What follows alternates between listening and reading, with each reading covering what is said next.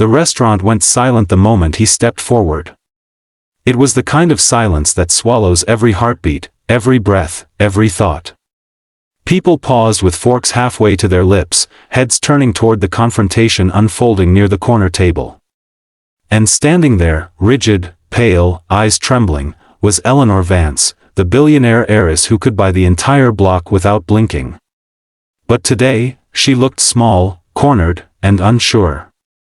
In front of her stood a single father with tired eyes and worn-out shoes, holding his daughter's trembling hand as he spoke in a quiet, steady voice that somehow carried more power than all the money in the room. "She's with me, before the story unfolds. If you believe in kindness, second chances, and unexpected miracles, please like, comment, share, and subscribe to the channel. And tell us in the comments where you're watching from. It helps more than you know. But to understand why that moment mattered, you have to know the man behind the calm voice. His name was Adrian Cole. 32 years old, exhausted down to the bone, a carpenter by trade and a father by promise. He had built houses for others all his life, yet he and his 10-year-old daughter, Lily Cole, had barely managed to hold on to a tiny apartment with creaking floors and thin walls.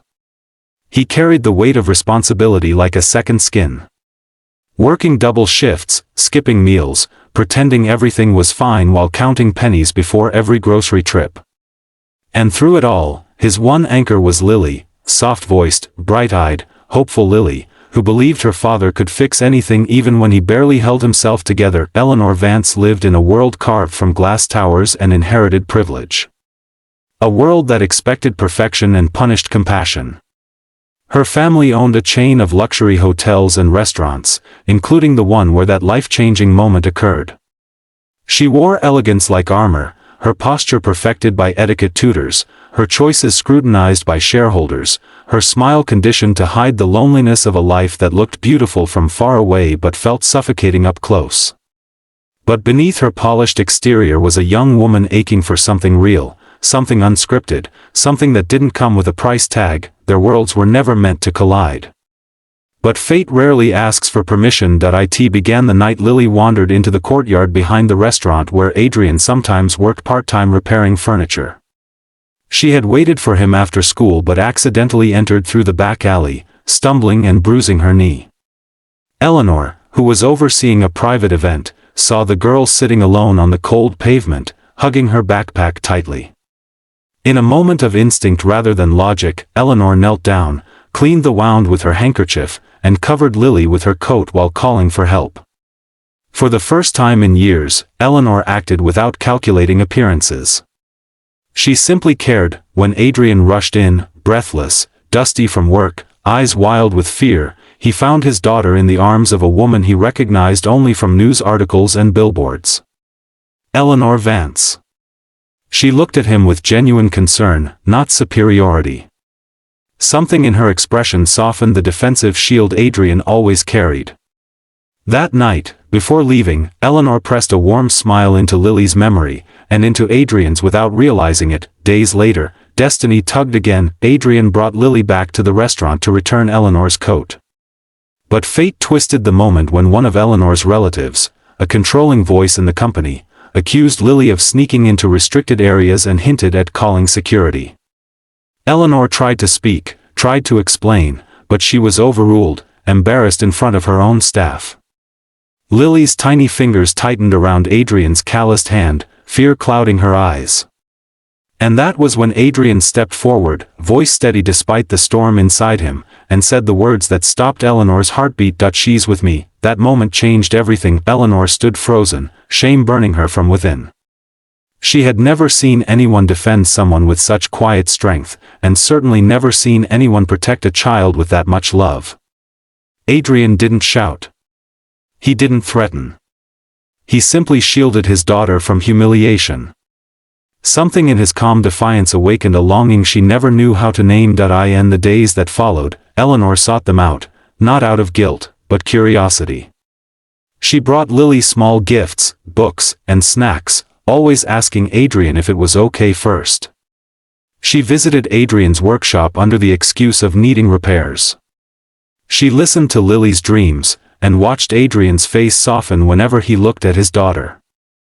She saw the beauty in a life that wasn't wrapped in wealth but wrapped in love. Little by little, they became part of each other's world, though neither dared to acknowledge it. Adrian was cautious, aware of the gulf between them. Eleanor was terrified of disappointing her family again. Yet every moment they spent together made it harder to deny the growing tenderness between them. One evening, after walking Lily home from school, Eleanor and Adrian lingered outside his small apartment building. The sun was sinking, painting the sky in quiet gray tones. Adrian admitted how difficult things had been, how he feared failing Lily, how he worked until his body gave out, how he didn't ask for help because life had taught him not to expect it. Eleanor listened, and for the first time, she felt helpless in a way she never had. She had everything money could buy but couldn't soothe the ache in his voice. When she offered financial help, Adrian refused, but not out of pride. He simply didn't want Lily to think love could be bought. Eleanor understood, and that understanding became another invisible thread pulling them closer. Weeks passed. Their meetings became more natural, more necessary. Lily adored Eleanor, and Eleanor began to care for Lily as if she were her own.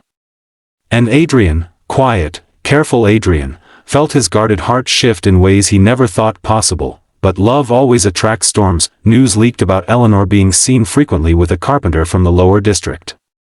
The media spun ugly stories. Her family, furious, demanded she cut ties.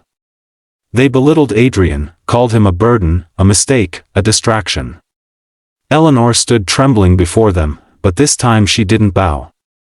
She simply walked away, heart pounding, unsure if Adrian would want her now that trouble followed her. Adrian didn't hesitate. When he saw her tears, he stepped forward, standing in front of her the same way he had stood in front of Lily. He didn't need to say anything. His presence alone was a promise. Together, they faced the backlash. Together, they taught Lily that kindness wasn't weakness and that courage didn't always roar, it sometimes whispered, "I'm here." Slowly, public opinion shifted as people saw the genuine bond forming between them. And Eleanor discovered something she had never felt before, the freedom to be herself. As the seasons changed, so did their lives. Adrian's workshop flourished with Eleanor's subtle support. Lily thrived in school with 2 devoted adults cheering her on. And Eleanor finally broke free from the rigid expectations of her past. Near the end of their first year together, Adrian surprised her by renovating a small abandoned garden behind his apartment building, a quiet sanctuary filled with soft lanterns and handmade benches. It wasn't glamorous, but it was real. He brought Eleanor there at dusk, Lily skipping ahead, calling it "our place."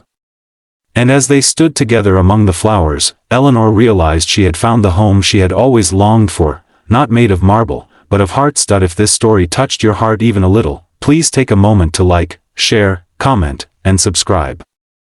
Your support helps us keep creating stories that connect, heal, and inspire. Please comment how this story made you feel, and what part you connected with the most. And so, under the fading light, with Lily's laughter echoing softly and Adrian's warm presence beside her, Eleanor understood the truth she had spent a lifetime searching for. Love didn't need permission, wealth, or approval. It only needed courage, and someone willing to say, in the hardest moments, with quiet certainty and unwavering devotion, "She's with me."